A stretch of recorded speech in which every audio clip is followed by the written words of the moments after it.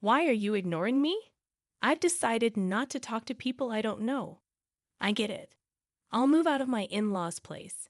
They're totally ignoring me. I expected it from my mother-in-law, but I never thought my father-in-law would treat me this way. There's a reason why my in-laws, who used to be nice, changed.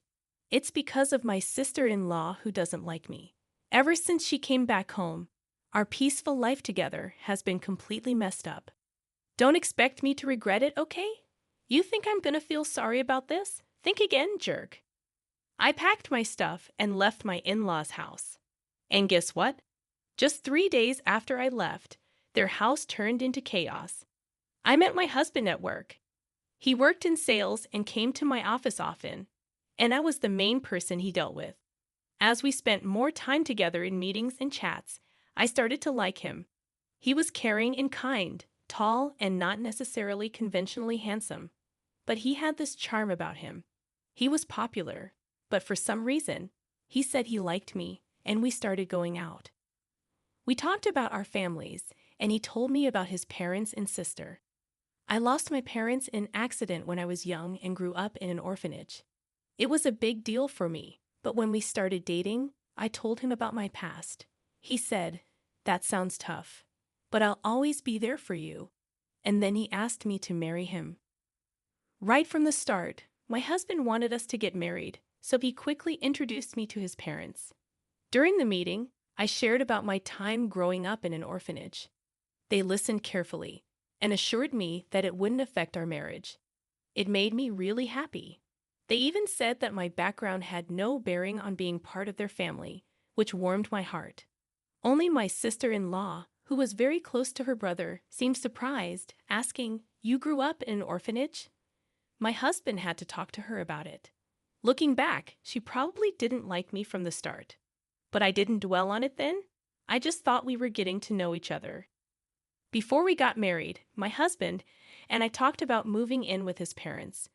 We thought about it seriously, but in the end, I decided not to leave my job. It turned out my husband was going to be transferred soon anyway. I thought about quitting to go with him, but my career was going strong, and I had just been given more responsibilities. After discussing it, we decided he would move alone. After tying the knot, I wanted to enjoy that newlywed bliss for a while. I even casually thought about visiting my husband during long weekends for a little getaway. The idea of moving in with my in-laws right after marriage seemed a bit daunting, but my husband probably felt more comfortable living with them. Plus, he likely wanted to reassure his always worried mother by having us all under one roof. Since I lost my parents early on, I'd always longed for a family, so living with them didn't sound too bad. Besides, my in-laws had always treated me kindly, and I'd grown fond of them. Juggling work and my responsibilities as a daughter-in-law was tough, but having a family made me happy and fulfilled. Then one day, my father-in-law approached me with an unexpected request. This marked the beginning of some tension in our seemingly happy living arrangement.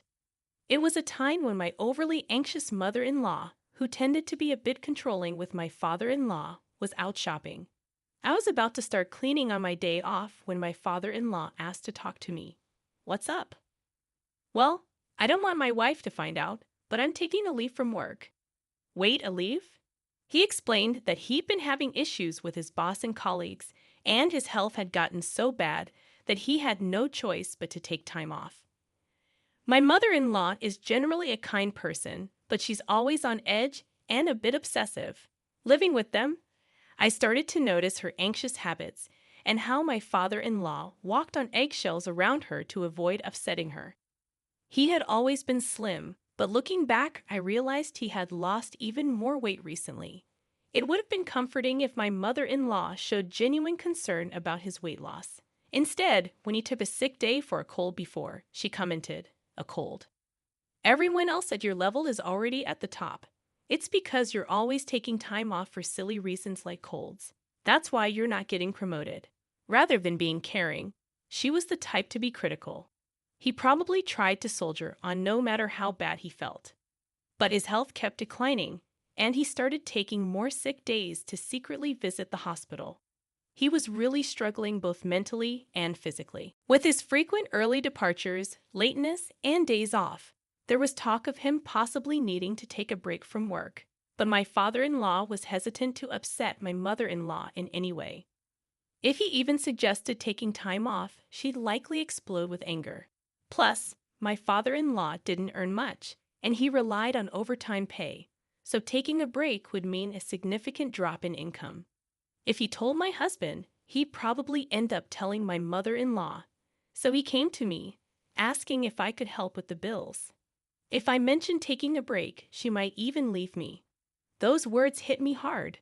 I was grateful to my in-laws for accepting me warmly, regardless of my background growing up in an institution.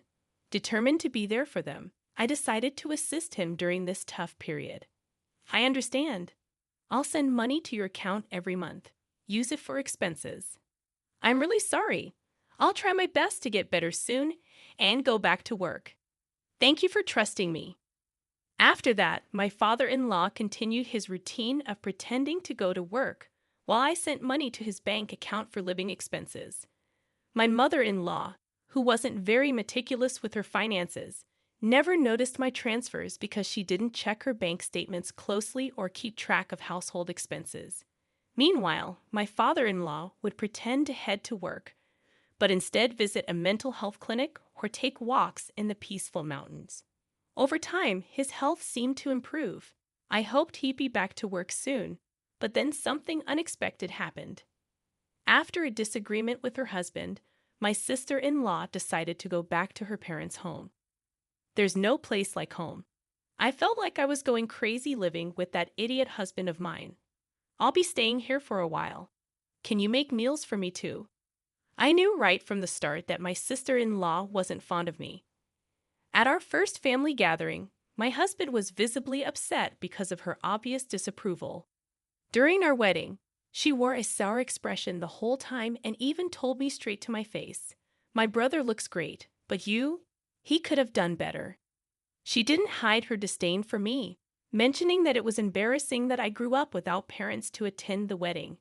However, since she got married before us and had already moved out, I figured our interactions would be limited. That's why I thought living with them wouldn't be too bad.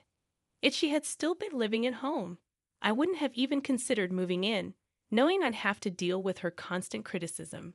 Despite her stern attitude towards my father-in-law, I assumed her stay was temporary because of her marital issues and expected her to leave within a few days.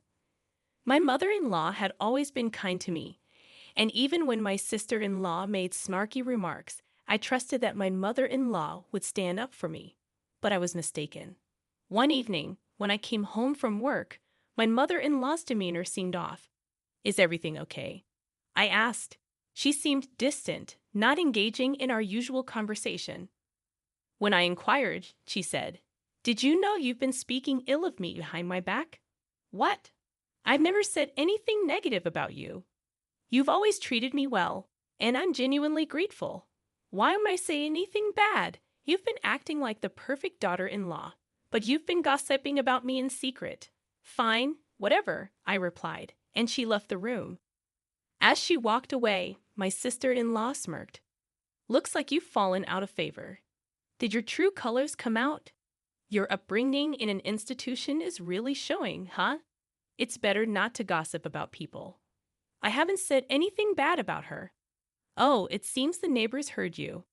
When I returned after so long, they mentioned that you've been constantly criticizing her." "What? Who? Are these neighbors?" "Well, it's been a while since I got married and moved out, so I've kind of forgotten their names. I never said any of those things. Stop making things up." "Oh my, how rude of you, Mom. You're accusing me of lying and bullying," she said, storming into my mother-in-law's room. From that moment on, my sister-in-law's nasty behavior only got worse. She accused me of telling her to sleep in the hallway and take the last bath because she's just a guest. She nitpicked about every little thing and complained to my mother-in-law. Each time, I had to defend myself, explaining that I hadn't said or done any of those things. But my mother-in-law seemed completely swayed by my sister-in-law's words, falling under her influence. My sister-in-law carried on as if she had no intention of leaving anytime soon, leaving me worried sick as I headed home with a heavy heart. "I'm back," I announced, hoping for the usual warm greeting from my mother-in-law. Instead, there was silence. "I'll start dinner," I said, stepping into the living room, only to be greeted by a shocking sight. Normally, my sister-in-law would rush me to prepare dinner, but now my mother-in-law, father-in-law, and sister-in-law were all enjoying sushi together. Surprised, my sister-in-law remarked, "Looks like someone who's not part of the family is home. You're not planning on having sushi, are you?" Without a glance in my direction, my mother-in-law continued eating while watching TV. "If you wanted sushi, you should have said so." I hurried back after shopping. No one mentioned that, I sighed. "Hey Mom, Dad, I hung out with my friends today and brought back some delicious pudding. Let's enjoy it together." My sister-in-law chimed in, ignoring me completely as they all began eating the pudding. Exhausted from work and lacking the energy to confront them, I retreated to my room without eating. The next day, my sister-in-law mentioned she was meeting friends and asked if I could drop her off at the station. I declined, as it was a work day, and we weren't heading the same way. "Come on, take a day off. It's not a big deal. Your dear sis-in-law just wants a lift. She hasn't had much fun since getting married, right? Can't you be a bit nicer?" Respectfully, "Didn't you go out with friends last night after a late call? It seems like you've been going out almost every day since you got back." "I have work. Please take the bus or train," I replied. My mother-in-law and sister-in-law were whispering in the background, but I had enough. I headed to work. That night, however, the moment that convinced me to leave happened. I was delayed at work and returned home after picking up groceries, expecting some sort of scolding. It had been raining heavily when I left the office, and I was soaked even getting in and out of the car. I wondered what unpleasant surprise awaited me at home, but when I arrived, the three of them were eating takeout just like the day before. No greeting, as if they hadn't even noticed I'd returned. But I've grown accustomed to this treatment. Glancing towards the courtyard from the hallway, I noticed something placed in the center of the garden. Upon closer inspection, it was my belongings. A designer bag I bought with my first paycheck, shoes that were a birthday gift from my husband, and even my work computer, now soaked. Shocked, I stood frozen as my sister-in-law smirked and remarked, "Having a stranger's things in the house was gross, so I got rid of them." Flaunting a designer bag like that? How arrogant. Neither of my in-laws said a word about her appalling behavior. Why didn't you intervene? What have I done to deserve this treatment? Do you truly believe her lies about me badmouthing and bullying her? Aren't you angry with her for what she did? My mother-in-law avoided eye contact, remaining silent. "Why won't you speak up? I can't talk to strangers. I can't be friendly with someone who isn't family," she finally replied, still refusing to acknowledge me. My sister-in-law grinned, waiting for my response. "And where's my father-in-law? I'm the one supporting him during his time off. I'm the one contributing to the household finances. Yes, I did it out of gratitude, but shouldn't he stand up for me now? Surely, he would be on my side." Hoping for some support, I looked to him, but you brushed past me without a word and retreated to his room. That was the final straw for me. I've had enough. Are you upset? I'm sorry, but let's be honest. I never liked you from the start. What with your background growing up in an institution? Just don't regret this like I would loser.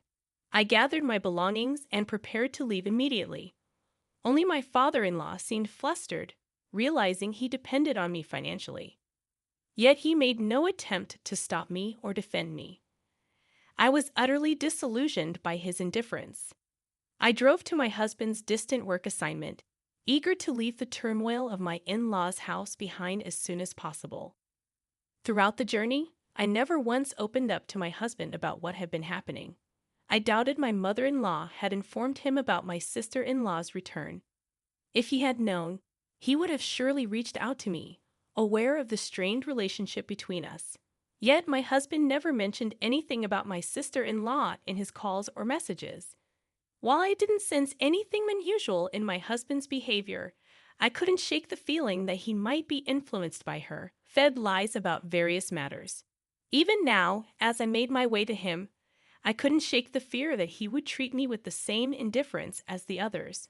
My heart ached with exhaustion, torn by suspicion, even toward my husband, the person I trusted most. If he shared their mindset and attitude, perhaps divorce was the only solution. That's how deeply distressed I felt. When I arrived at his out-of-state apartment, he hadn't returned yet, likely caught up with end-of-month work obligations. As I waited, my husband energetically walked in, perhaps noticing the lights on. "What if I knew you were coming?" "I would have rushed home," he exclaimed. "What a pleasant surprise. Just seeing your face." His radiant smile immediately lifted my spirits. The relief of seeing him genuinely happy to see me, combined with the lingering humiliation from my in-laws' home, overwhelmed me, and I couldn't hold back the flood of emotions any longer. Tears streamed down my face as I broke down in his arms. "What's wrong? Did something happen?" "Please tell me," my husband implored, clearly unaware of the treatment I endured at his parents' home. Gathering myself, I knew I needed to explain everything to him clearly. I recounted the whole ordeal. How I'd been supporting his father financially, who had taken medical leave without informing his wife. How his sister had returned and poisoned his mother against me with lies. How they treated me as an outsider, ignored me, and left my belongings out in the rain, ruining them. Through tears and pauses, I laid it all out for him. Finally, I made it clear that I had no intention of ever going back to that house, and if he couldn't support me on this, I'd seek a divorce. My husband apologized for being too preoccupied with work and not checking in on me more often, expressing regret over his family's behavior toward me. "You don't have to go back there or even speak to them," he assured me. "Even if I were to forgive them, I'm cutting ties with my parents and sister." He also vowed to stop providing financial aid to his father. That night, I felt a weight lift off my shoulders. The tension dissolved, and I slept peacefully by his side. After leaving my in-laws' house, I never returned. While commuting from my husband's out-of-state location wasn't feasible, I had already discussed with my company the possibility of working remotely. Since my sister-in-law and mother-in-law had begun treating me harshly, my job didn't necessarily require me to be in the office all the time. Many of my colleagues and supervisors also worked remotely. Although I still needed to visit the office a few times a month, several colleagues lived even farther away, so transitioning to remote work wasn't an issue.